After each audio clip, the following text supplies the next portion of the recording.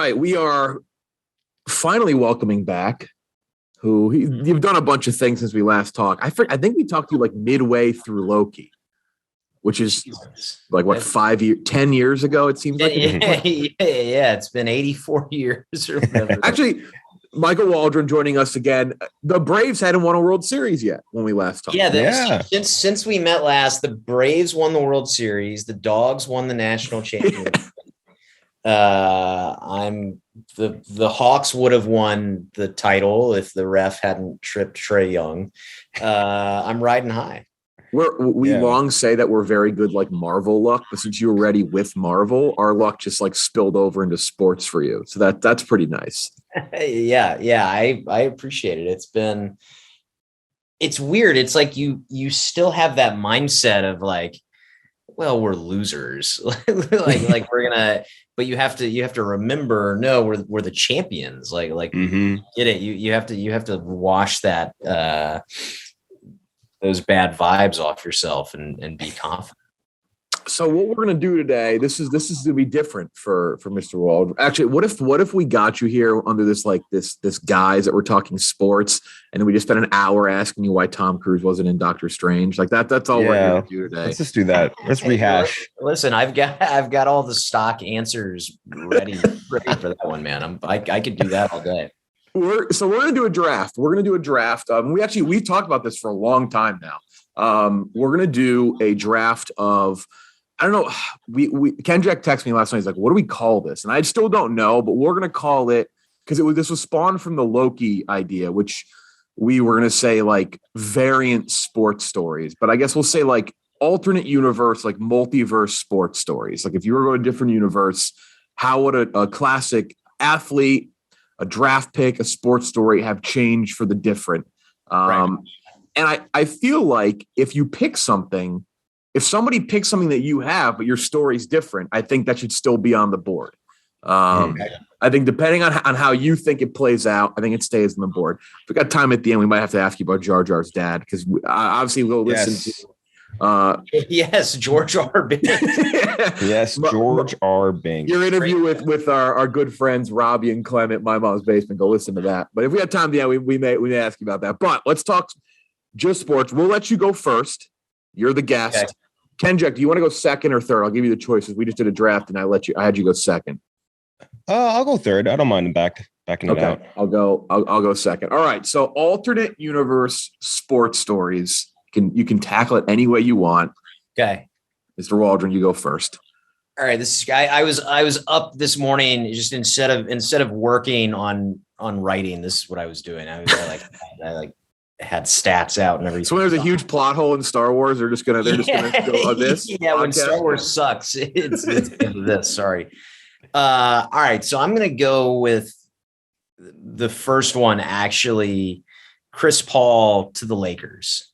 So what if Stern in the NBA doesn't block that trade in 2011, right?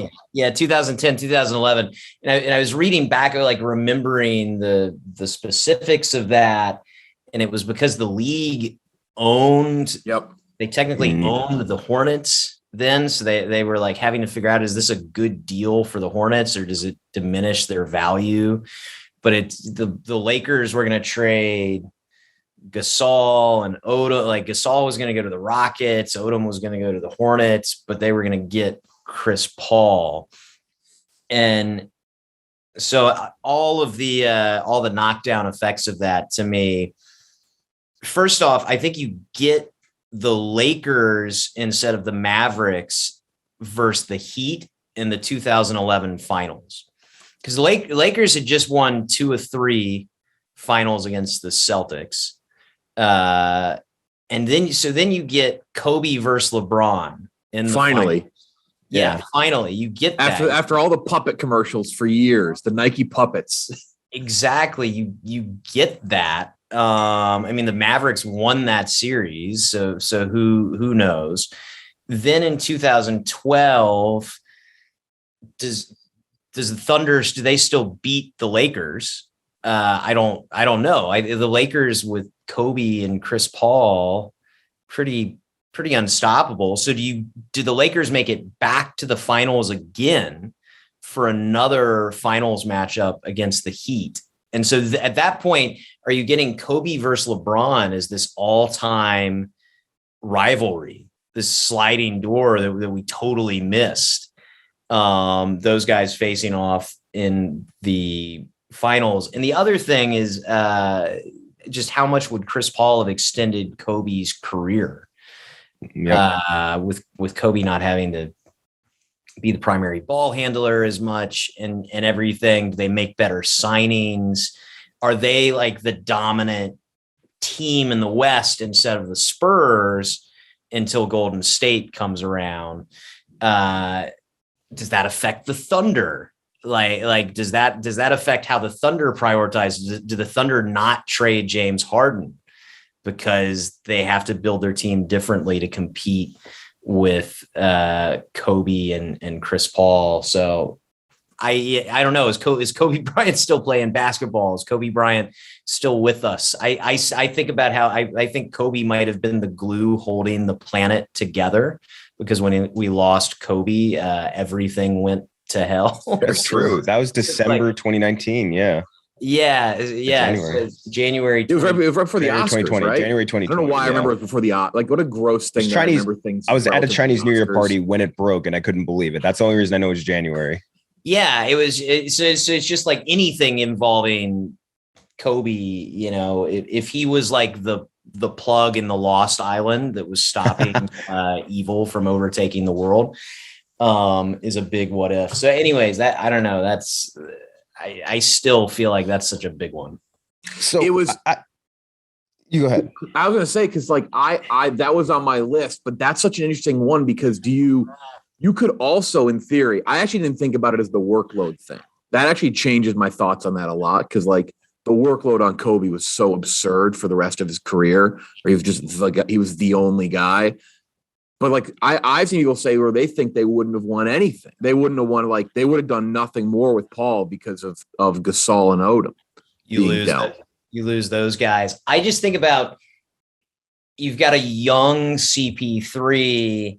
Yeah. Are they making better free agent? Are they a more attractive free agency destination? Like, does LeBron go play with Chris Paul and yeah. Because who did they end up getting? And said it was like, they swapped out Bynum for Dwight Howard, and then it was Steve Nash. It's like nobody they signed panned out. And also I think that whole thing wrecked Odom and his, his confidence. I don't know. Yeah. I just, anything that extended Kobe's career would have been cool. I had it on my list as well, and the only changes I had on my version of it was that because none of the assets from that trade for Paul were used in the Dwight Howard trade, you could theoretically get Dwight Howard again.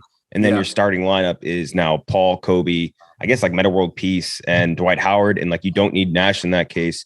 And I do think that Paul and Howard would be a better tandem than Nash and Howard were, like the corpse of Steve Nash.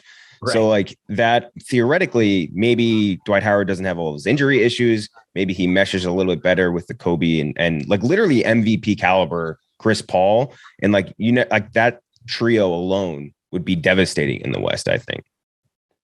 Also, Josh McRoberts becomes the greatest four in the history of NBA Finals history. Josh McRoberts, wow, wins multiple. Yeah, what heroes would have emerged from that? Yeah, I don't know. That's a crazy one. That's a good one, and I'm gonna pick a Kobe one for my first one. But we'll get to Kobe.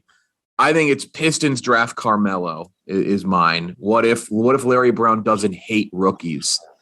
Just the concept of rookies just like skeeved him out. Like he just like didn't like it. What if he's like, let's take Melo. So after that, Pistons, we'll say they go back to back. We'll say they beat the Spurs after they beat the Lakers. Remember what happened after that? Kobe vetoed the trade to the Pistons.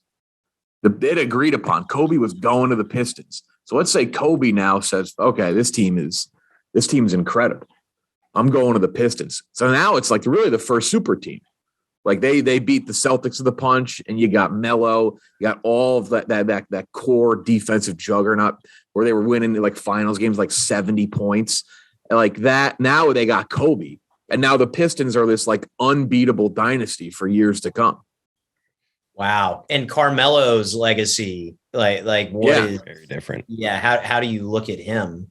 Who is, by the way, I can't bring up Carmelo and not say he's the greatest Olympic basketball player of all time. True fact. Is a future Hall of Famer. But yes, like that totally changes like his trajectory. And then, I mean, like, where does Darko go?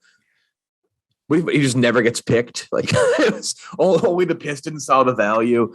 But like, where does like, because you have to think like, probably the Hawks. Yeah, right into your left. Who did the Hawks take in the LeBron draft? Who was that? Probably fucking Hakeem Warwick. I know that was the Suns. That was 2005. Yeah, I mean, I just remember we took Marvin Williams ahead of Chris Paul.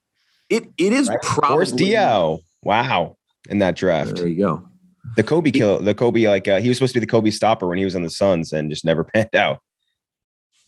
Like the ripple effect of Melo not going too, because I don't know, I guess maybe the Nuggets pick Darko, but like say they don't. What if they go Bosh? And then like, what if Bosh is successful in Denver? Does he never go to Miami to super team it up? Like it is truly one of the most, like first of all, the definition of NBA bust, but also like, what is the ripple effect of Darko just in general? Like where do the chips fall with like Wade and Bosh, especially in that draft? It's nuts. Yeah, it's all the NBA what ifs. It's all comes back to where does LeBron in? Yeah, basically. Like where does he? If you assume he still leaves Cleveland, where does he go? Does he stay there? Yeah, just that's the most fascinating thing. I didn't pick it, but a good alternate history is what if Carlos Boozer didn't lie to a blind man? Oh, that's my bitch, dude. Oh my God. That Cavs team would have been destructive if he didn't literally lie to get more money. That's an all-time, as a Cleveland sports, an all-time. What if Boozer didn't lie to a blind man? What would have happened if he would have stayed in Cleveland? What an all-time snake move. All right, Ken Jack, you have two in a row here. I do want to know if the Pistons were to get Chris Kaman even in that draft, they would have been significantly better off. Like it wouldn't even had to be like Carmelo or anything. And like thinking about that, because we talked about this on the last episode of the bracket too. Like if Carmelo was the sixth man off the bench for those first 2 years of the Pistons, they would have been unbeatable. No one could touch them. For mine, I will also do an NBA one. I will do it's a sadder one, but if Len Bias didn't pass away, that Celtics team, it would have been unbelievable because like they didn't really sort of recover from that. But that starting lineup would have been like Larry Bird, Kevin McHale, Robert Parrish, Dennis Johnson, Len Bias, Danny Ainge. Like in the next few years, they lost 2-4 in the Lakers in the finals. They lost the Pistons in the Eastern Conference Finals, lost the Knicks in the first round the next year. I think with Len Bias, who was like one of the greatest hyped up players from college and maybe history, like that team could have absolutely crushed every other team in its path. And I don't know. That's I think one of the biggest just general sports what ifs too, even outside of NBA. Is like, what if Len Bias got onto that Celtics team? Well, you derail the Pistons too, and if the Pistons are derailed, do they ever like really like? I mean, if you watch The Last Dance, especially, and if you lived it, like the Pistons really put Michael on another level with just like their absolute bullying. Like what if like Michael never gets if he hadn't had them kicking? Yeah, that's true. It also goes back to the extension of the careers, like a guy like Len Bias taking the minutes, taking the from Bird, off of Bird. How much longer do these other superstars have in the tank? That's a really good better one. You never know. Like you could have lasted like into the mid 90s. Just like crush it. And like that would have impacted the Bulls dynasty so much too. Would have been crazy. For my next pick, I'll pivot over to football. I'll say, what if Mo Lewis doesn't destroy Drew Bledsoe and unleashes Tom Brady onto the league? Because if you think about it, like just logistically for the Patriots' sake, because like I think it was Bill Belichick's second year, he wasn't doing hot. He liked Tom Brady, but like they had literally just signed Drew Bledsoe to a record deal, 10 years, $100 million. He was only 29. So like there's plenty of room left for him to stay there and just like never give Tom Brady a shot ever. And like even if Tom Brady managed to get another win with a second team, it obviously would have been nothing close to what happened with the Patriots. It's just like perfect situation for the perfect player. And like we might have just been spared 2 decades of pure dominance for all of our own sports teams. Like especially for I think you and me, Jeff, in the AFC, it's like the AFC would have been an entirely different landscape from top to bottom without the Patriots having Tom Brady. And like for the Hawks, maybe not as, or for the Hawks, maybe not as bad, but still for us, you're talking to your literal Falcons fan. So I don't even know. 28 to 3. We still would have blown it. It just would have been against that's like different teams or something. This significantly impacts Kenjack much more than myself or the Falcons because playoff losses. Yeah. 3 of them. I'll say I didn't do this either. Like people love to do and they do this like the Bears. So like, what if blank drafted Patrick Mahomes? And I always say like, well, then the Browns would have stunk with Patrick Mahomes. Like I don't really know there's no hypothetical for me there. They just would have been bad with him instead of literally like whatever else they did. That's just that's that scenario. But yeah, like where. Also, like Tom Brady, does he ever become hot? Yeah, does he make it out of that shadow? It's like was Tom Brady always who he was, or did he become that in the moment because he was thrust into that position? I don't know. I mean, it's hard to argue with who he is and what he's done, but I think that like he can go to a different team and succeed. Like maybe like he doesn't get his actual start with the Patriots, but like he would not be the player he is, and he would not take any other team to go on to become like the most dominant dynasty in football history, like in the way that he did with the Patriots, which is like the biggest thing. And again, it comes down to, I think if you look at that 20-year period of him on the Patriots, how different the NFL would look like, how many different teams would have won championships potentially, how many different dynasties there would have been. Like Peyton might have won like 3 rings with Indianapolis. Like God fucking help me, but San Diego might have won 2 of them for all we know, because they got knocked out by the Patriots, I think 3 times during that the course of that time.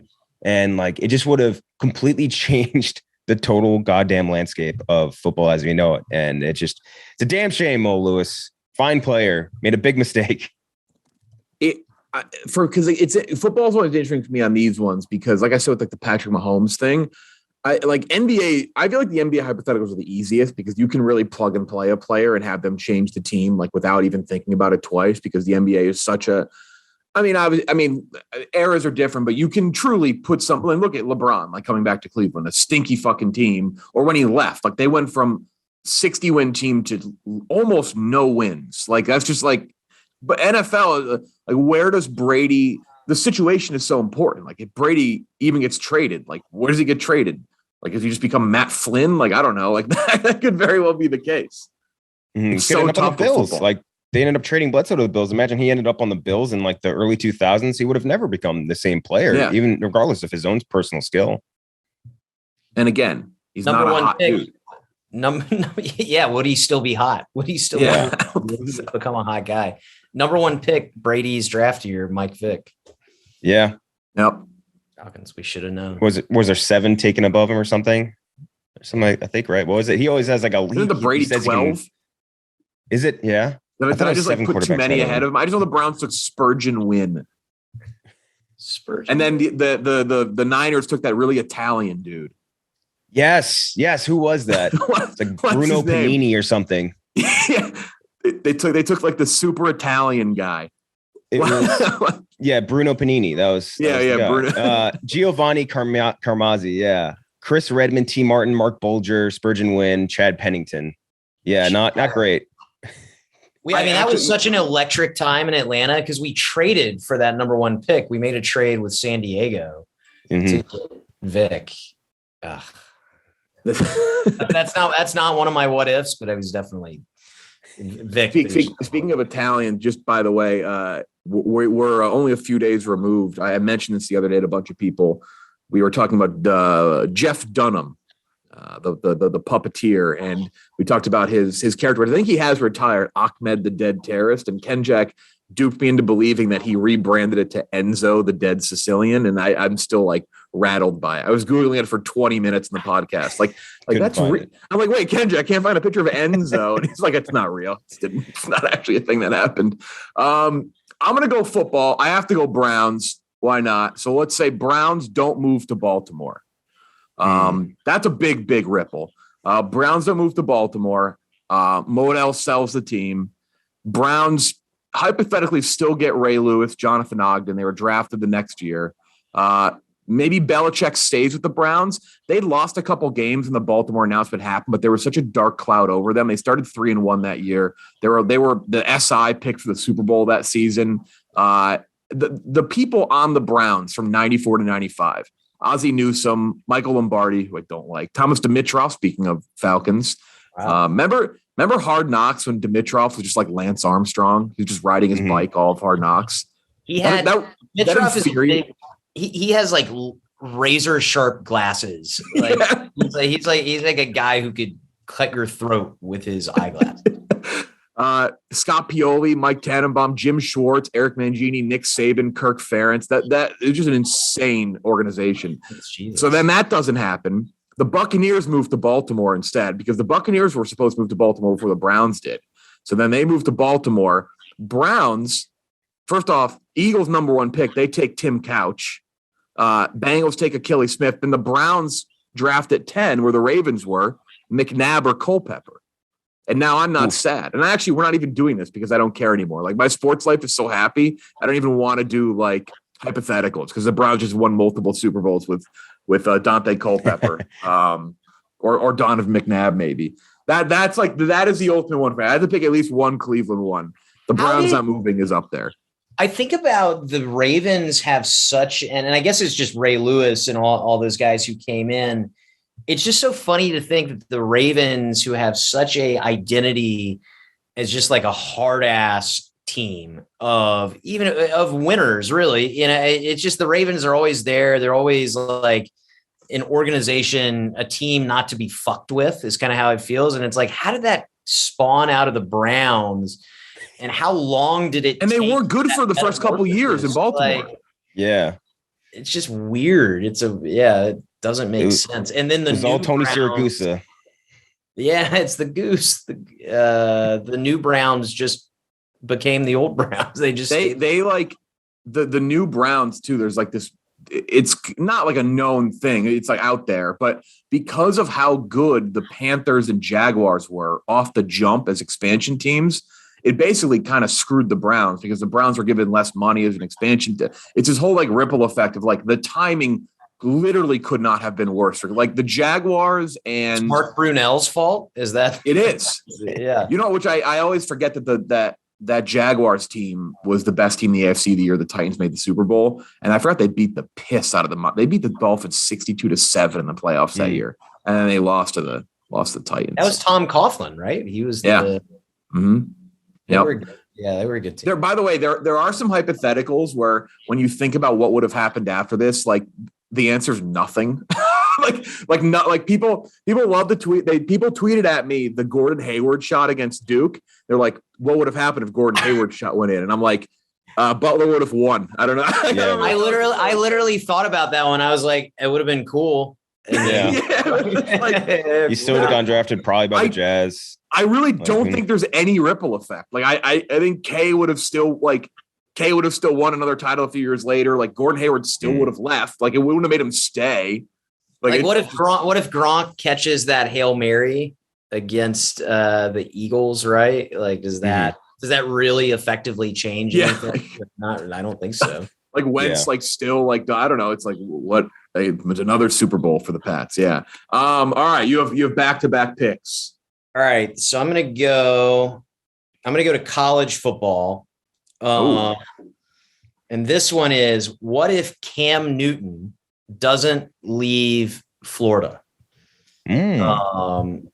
Big ripple effect. So Cam Newton came in behind. He was the quarterback behind Tim Tebow in Florida when Urban Meyer was there.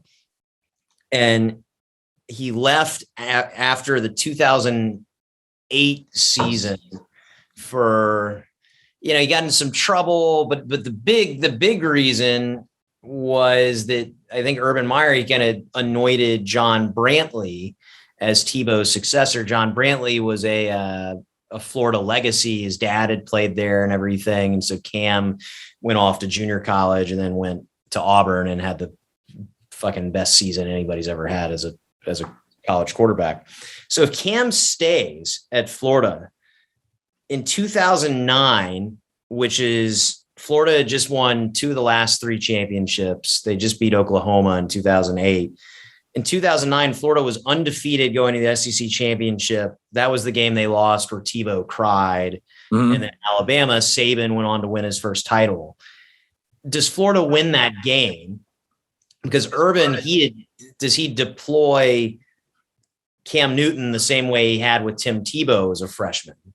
As a backup. And so they win, they beat Alabama, go on to beat Texas in the national championship. So now Florida's won 3 of 4 championships. Then you have Cam coming back for his senior season, which was, we all know what happened at Auburn. So Florida probably goes undefeated again. Florida now has won 4 of 5 championships. Nick Saban has no titles at Alabama yet. How does that change the landscape of the SEC? Does Urban Meyer still have his health scares and step away? Like, are the legacies of him and Saban flip-flopped? And if you think about that, just how much Nick Saban being so successful, how that's affected all of college football, guys like Les Miles getting fired, all these coaches that haven't been able to stay just because they couldn't beat Nick Saban. That feels like a big one. Well, because we have 2 real hard-nosed West Virginia boys here. When did Bill Stewart got fired in 2010 from West Virginia? Does Nick Saban go home to West Virginia in 2011? And is he able to build anything there? Yeah. Can he not get over the Florida hump? Does that become the thing? I don't know. Mark, and then the big Georgia what if. You probably have there's probably a couple Georgia titles in there. Yeah. Maybe Todd Gurley doesn't feel like he has to sell jerseys with his autograph on. We win a title in there. It's great. It's a better world. The Saban never evens up at Bama. That's another real little ripple. And Kevin's like, why am I going to go to this losing Alabama program? And he ends up, I don't know, coaching a different AFC West team than the Raiders. I would love that. Even the Bama ripple of just like having like the guaranteed 2 SEC teams in the playoff discussion every year, like that changes so much. So many teams left out. Yeah. I don't know. It's just easy to forget. Like Urban Meyer was like the coach. So young on the rise, and then Saban came along and just, he never eats pizza sat in a tunnel as the Ohio State coach either, which that's a meme and then he probably never has that really weird horny video come out of him in Jackson. Like it really, all we have to do is just let Cam, just keep Cam. Just keep Cam, man. I mean, Cam at Auburn, I had a bunch of buddies that went to Auburn, and that was our senior year. And I was at the Auburn LSU game where he had that long run, that like 50-yard touchdown run. That was his Heisman moment. That was one of the coolest things I've ever seen. And we were out in one of the Auburn bars later that night, and Cam came through. It was like the fucking Beatles. Like the door guy threw me and my buddy aside like we were just bags of trash. So Cam could go up to the DJ station and like chalk it up like LeBron and play all it was win. I was like, this is the coolest year anybody's ever had. Do you think and then you can do your third pick, but do you think he was, in your eyes, more unstoppable when you just eye test than Vince Young? I mean, I guess I never saw Vince Young play in person, but he's just it felt like a Terminator on the field, like against LSU, like that was just unreal. It was really the most video game like play I've ever seen. the way his pad and the back of his jersey would like flap out too. Like, I don't know what it just looked like.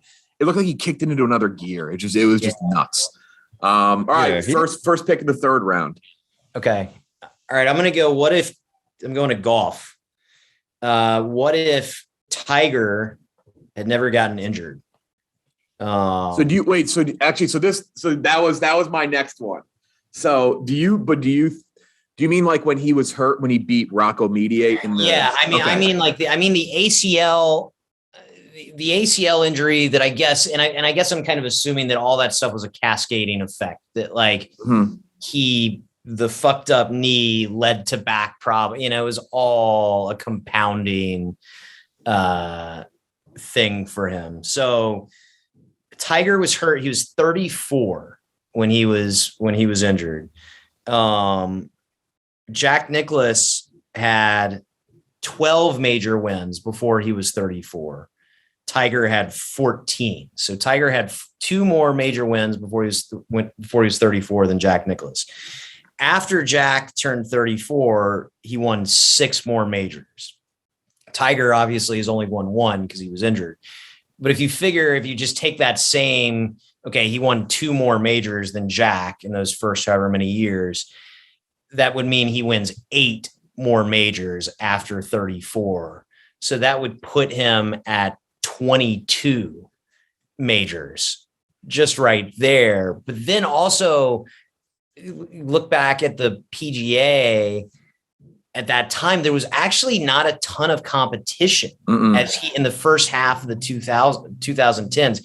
Is really just Rory and Phil. Like the guys winning majors were not. It was before Spieth and DJ, JT, and all those guys. Like that generation, like came into their own. So I think he gets a couple more, even maybe even more than 8, because he might just clean up in 2010, 2011, 12. And so does it end up where I think Serena Williams has the most Grand Slams? She's got 23. Does Tiger end up with more than that in golf, which would be fucking. I think he does, because it's interesting because Ken Jack, you talk about the Len Bias thing. Obviously he passed away, but then you talk about there's other like Drew Bledsoe, right? It's hard. Those types of hypotheticals are kind of tough because in the end, it's really just a what if, because would they ever be good again? But we literally saw Tiger win 11 years later. So we know it was still there. It is still there. He could come back and play well. He's already back after getting hurt again.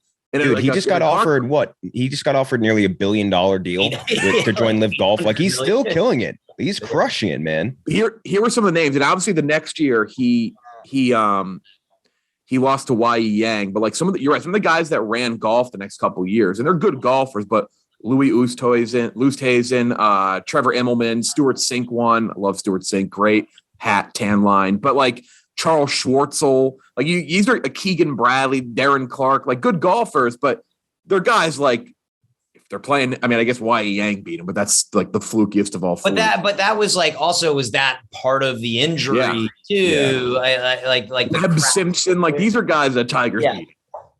Also that Stuart Sink win, that's another sub great what if, only in the the Gordon Hayward shot.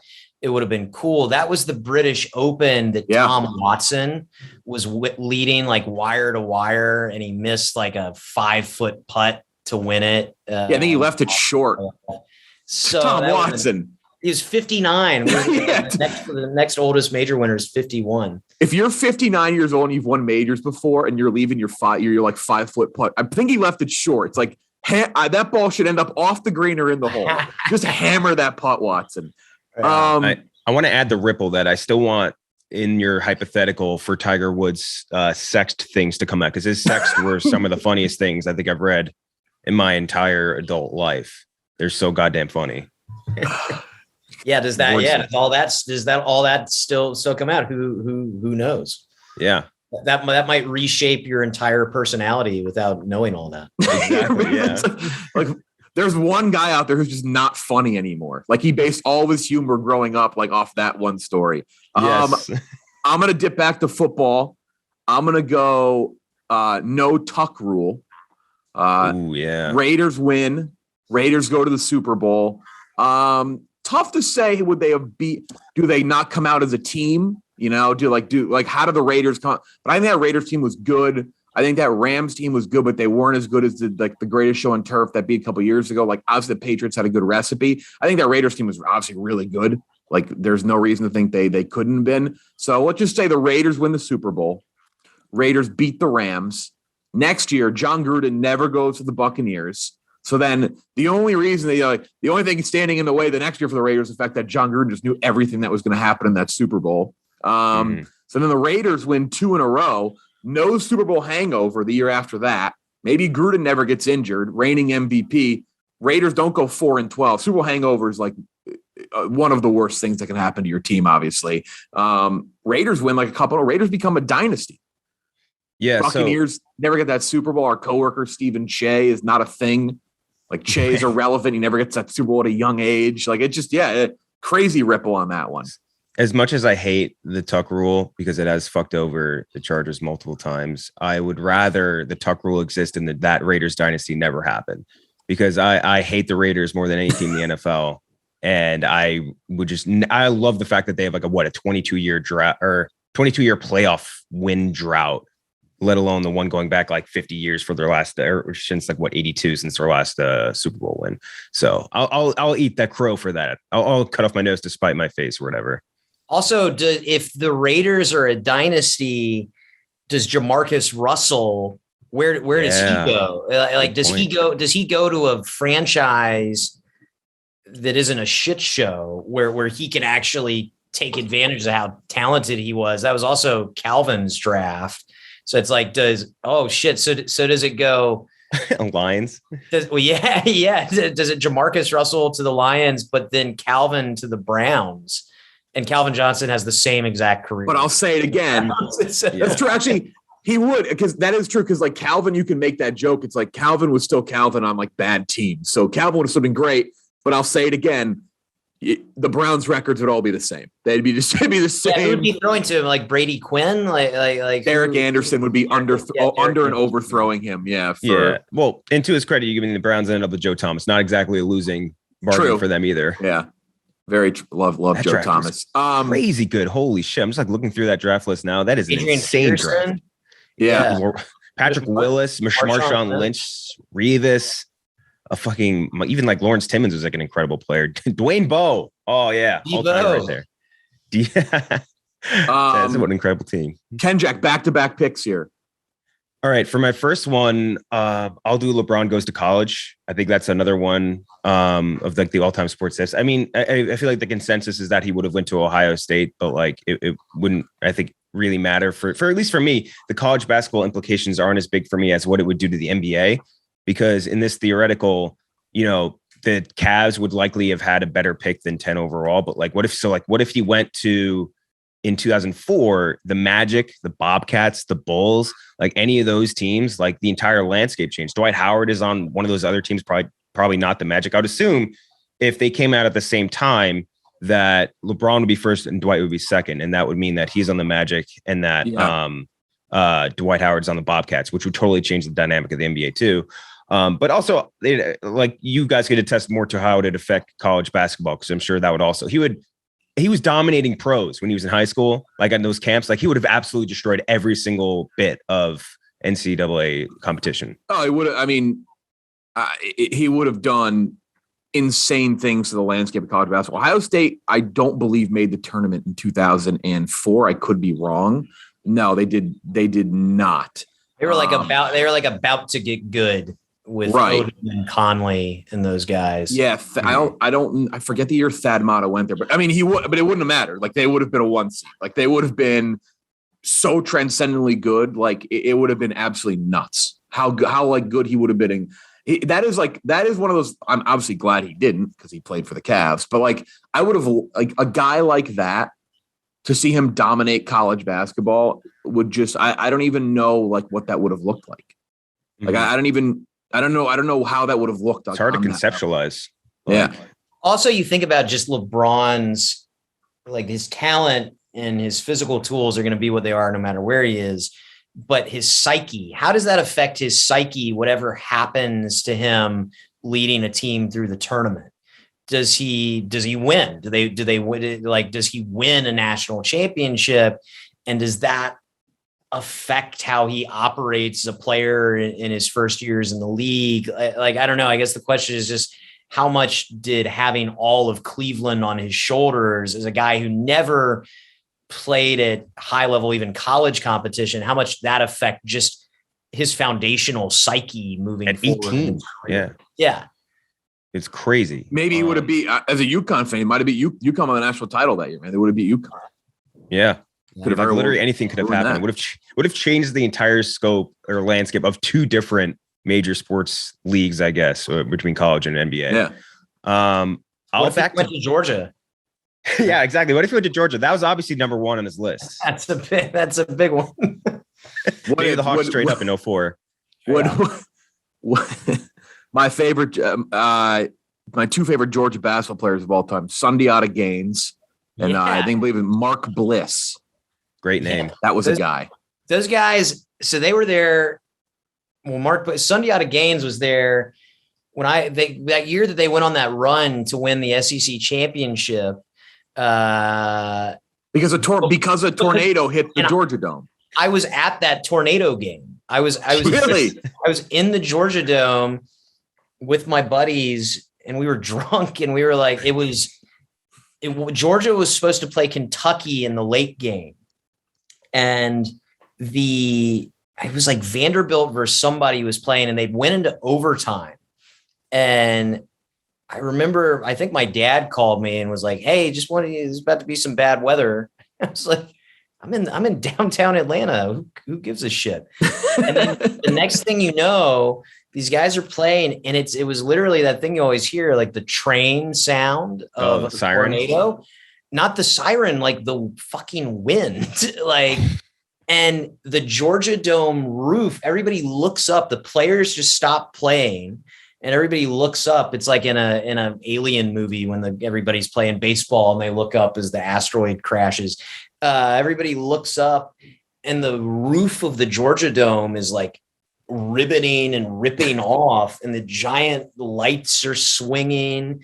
And one of my buddies just took off running. He's out. We're out of here. I've seen this before in movies. Yeah, and the players just ran off the court. It was that was weird.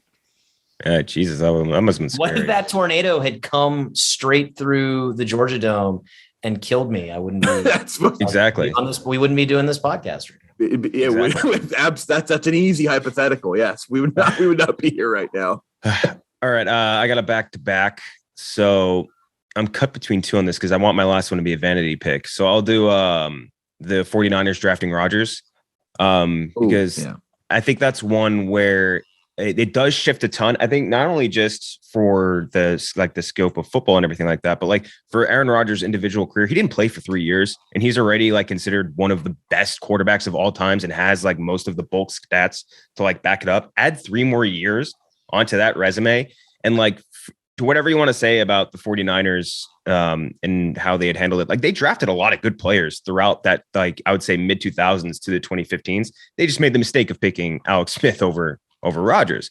So if they had Rodgers, like how that changes so much for the NFC, like I'm trying to like imagine how that would work. Like maybe like the Seahawks are in a totally different situation. They never get Russell Wilson, right?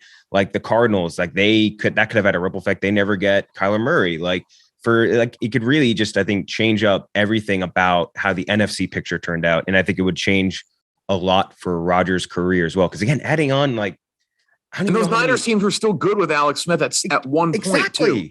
Yeah, like they had one of the best defenses running for a while, and like part of that is having a higher draft position, I guess. But like still, they were drafting good players outside of those first rounds, and like if Rodgers had that killer defense behind him, like the one with like Patrick Wilson, like Navarro Bowman, all those guys, like if he had teams like if like defensive players like that when he was going through it, and like had a team that was willing to sign big money free agents, which the Packers literally never did. Like they would never sign any free agents.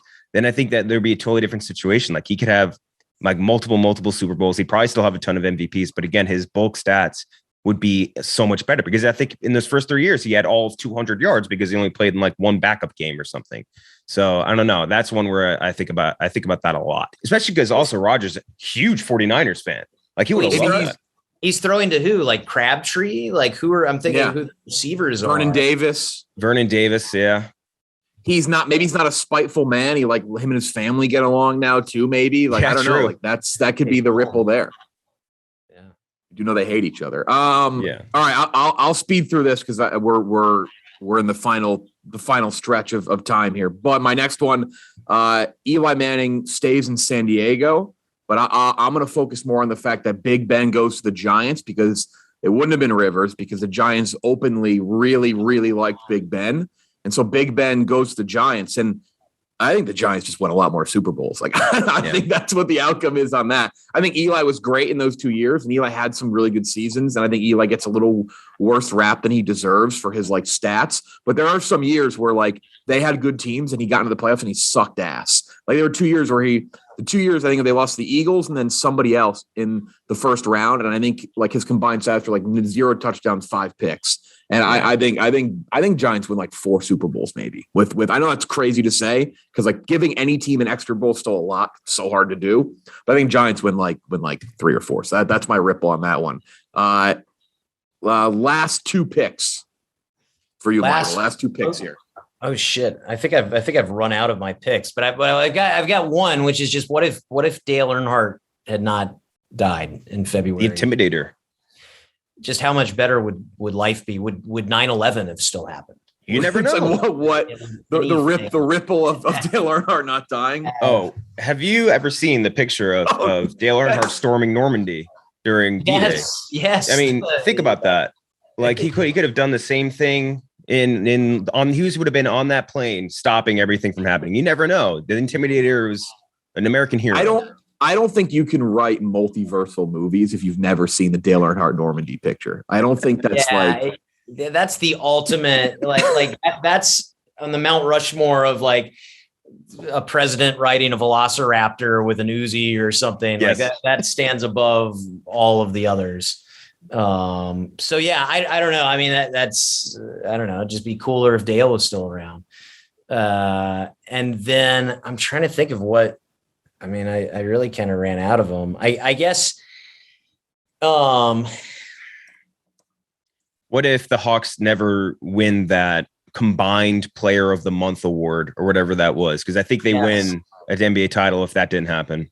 With that team with Millsap and Korver, like Teague. I don't know who else. We were so that was the best team that you ever knew was not gonna win anything. Like it was like, wow, these guys are so awesome. And like I just remember that because that Cavs team just came in and it was a close first game, and then it was just there was a close game in Cleveland too, but it was like that game 4, like it was just like Matthew Dellavedova going crazy. It was yeah. I mean, I guess just to throw it out there, you know, what if the Expos hadn't left Montreal? You know, like how does that? I don't know. Yeah, no 1994 strike. Like they're just really good. Yeah, like all I just think about that as a Braves fan. Like how does that reshape the National League East and all of that there until now? My last one, I'll go. I want to go Cavs again. I was going to say Kyrie and Kevin Love don't get hurt. That's a good one. But what if Pete Carroll just runs the fucking football? Like he just runs the ball. Marshawn scored. That's 2 Super Bowls. They don't trade Max Unger and a first-round pick for Jimmy Graham. The players don't bully Russell Wilson in the offseason. And then not only do they win 2, but they probably win I think they win a 3rd. Peyton doesn't go out on top. Maybe, you know, it's just the ripple on that one. It's like that's such a good ripple. It's like it's just a play. Like what if he had just run the ball 2 yards? Just run the ball with like one of the best running backs of that season by far. Like, crazy. Last one, Ken Jack, and then we'll wrap here. All right. I'm torn between 2 Chargers moments. One would be Marlon McCree not fumbling his interception against the Patriots in 2006, which led the Patriots to come back and win. But I think I'll go with the combination of Phillip Rivers, Antonio Gates, and LT not getting injured for the 2007 AFC Championship game, because Rivers had a torn ACL, Gates had dislocated toe, LT had a sprained MCL. Like the latter two didn't really play at all. Rivers was hobbled because he had torn ACL 2 weeks prior.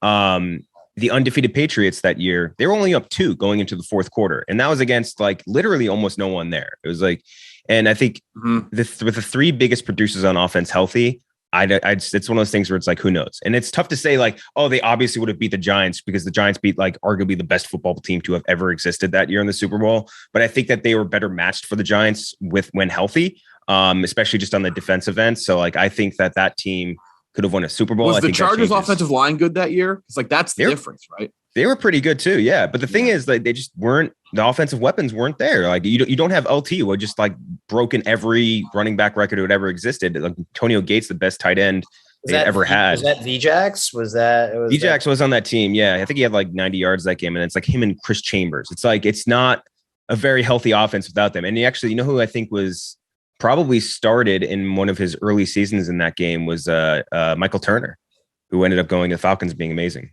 Yeah, he was good. Another good NFL is just, what if the Patriots had drafted good wide receivers or signed good wide receivers? It's they had Randy Moss for when they had him, and they were the best team ever. It's so true. It's they had the guy, and they were people were what the fuck? Yeah, and they just never. all my buddies that are Pats fans, they're all just yeah, we did it with Jabbar Gaffney. Yeah, Ocho Cinco. I think you guys could do better than that. than that and undrafted wide receivers. Yeah. This was fun. Thanks for stop. Well, we got 5 minutes here. Reminder: if you have not seen Doctor Strange in the Multiverse of Madness, go see it. But also, I do believe it's on Disney Plus very soon, right? I believe June 22nd. 22nd. I'm not even on here to plug that, but I'm glad we got it plugged. Just a reminder. What's going on in your world? I know you're how.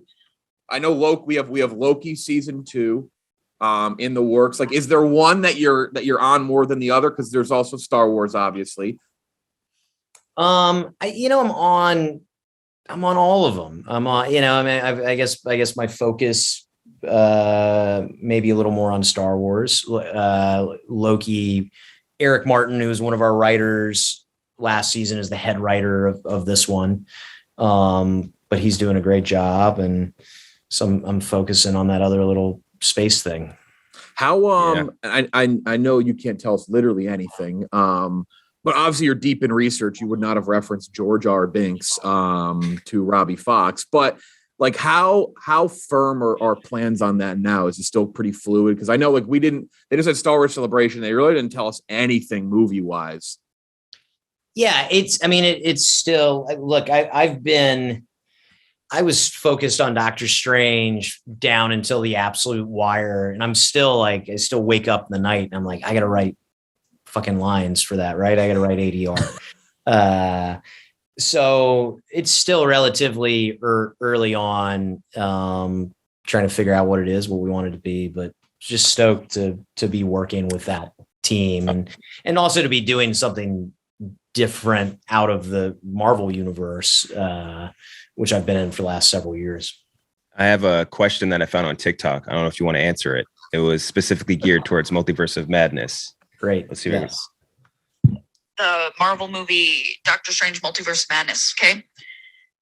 America Chavez, Doctor Strange, Juan sitting at a table talking about Spider-Man. America Chavez goes, "You have a guy named Spider-Man? America, you can travel the multiverse. Why is a man with spider powers weird to you?" Literally nothing should be weird to you. Nothing. Because you have probably seen it all.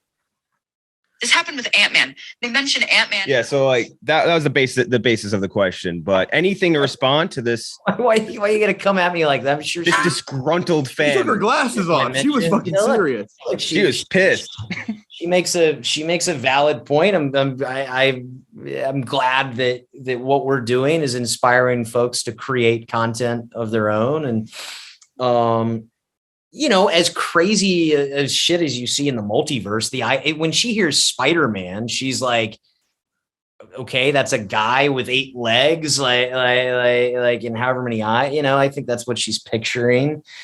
But listen, duly noted. I'll try to get it right. How a good note. You had some good stuff about, like, I think leaks and stuff, and like our old co-host Tro Ballins, he used to, when I walked out of the Last Jedi premiere, he texted me, he said, "Tell me everything." He goes, "I want to know now. I don't give a shit. I just want," he goes, "I'd rather be spoiled because it makes me more excited," which actually I think it said something similar to an interview. But how much did you have to bite your tongue on the Tom Cruise stuff? Like, how much did you just want to be like, gosh? Because I know you talked about it pretty quickly after the movie came out. Well, yeah, because everybody asked, including us now.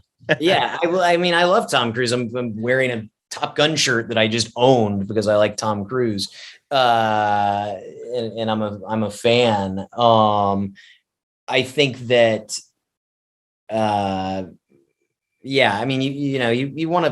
never want to be the one revealing anything, but if stuff gets out there and people are excited to have it spoiled or whatever, if that makes the movie better for them, then great. I think what I feel bad about is when folks don't want it to be spoiled and something pops up in their Twitter feed or their, on YouTube or something, like, you feel bad when it's the equivalent of the drive-by, like Snape kills Dumbledore. Oh, you mean like when somebody DM'd me the video of John Krasinski as Mr.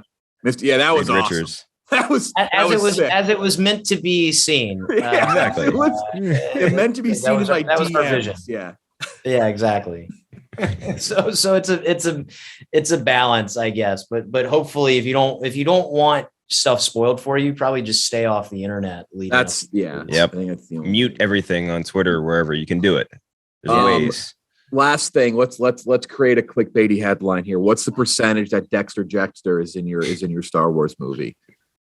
I would say that Dexter is his spirit is imbues every Star Wars. So that's 100% piece of content. That means Dexter is the Force. So 100. 100%. I wish Jeff was in his apartment because he could show you his Dexter Jettster action figure, which is incredible.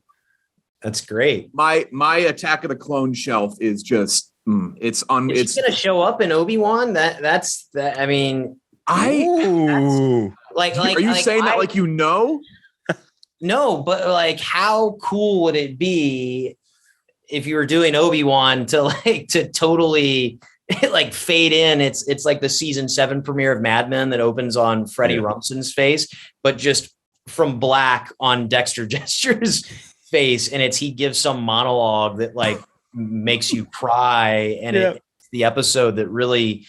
It lets you know why he and Obi-Wan are pals, and totally recontextualizes the history of that character. If that actually happens, I have no fucking clue. But why does this? He needs a fixer. Obi-Wan needs a fixer. Jedi. Yeah.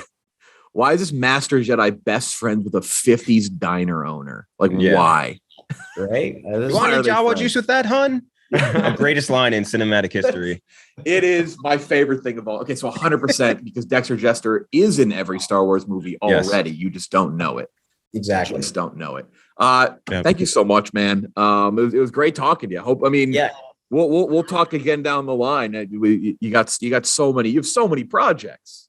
Well, it's great to see you guys. This was fun. It was fun to talk sports. That was a blast. Talk about our sad sports. Though you've had a recent great success. So that's the thing. When you were like, if the Browns won a bunch of Super Bowls, I wouldn't give a shit about this. And I was like, oh, yeah, I don't really care. That's me. I think Bomani Jones tweeted it a few years ago when the Cavs finally won. They're like, Cleveland fans, you're about to learn what it's like when you win. And you're like, oh, okay, like we won. It's almost more it's like anything. It's the thrill, the climb is more exciting. Actually, that's bullshit. No, it's pretty cool. Yeah. Walk that back really quick. Cool. Well, we'll talk when the Chargers in the Super Bowl next year. Ken Jack. Oh God, fucking Christ! Don't even say it. Don't put it out there. Thank you so much, man. Congrats on everything, and I know we'll talk again soon. All right, good to see y'all. Yeah, good to see you, man. Bye, guys.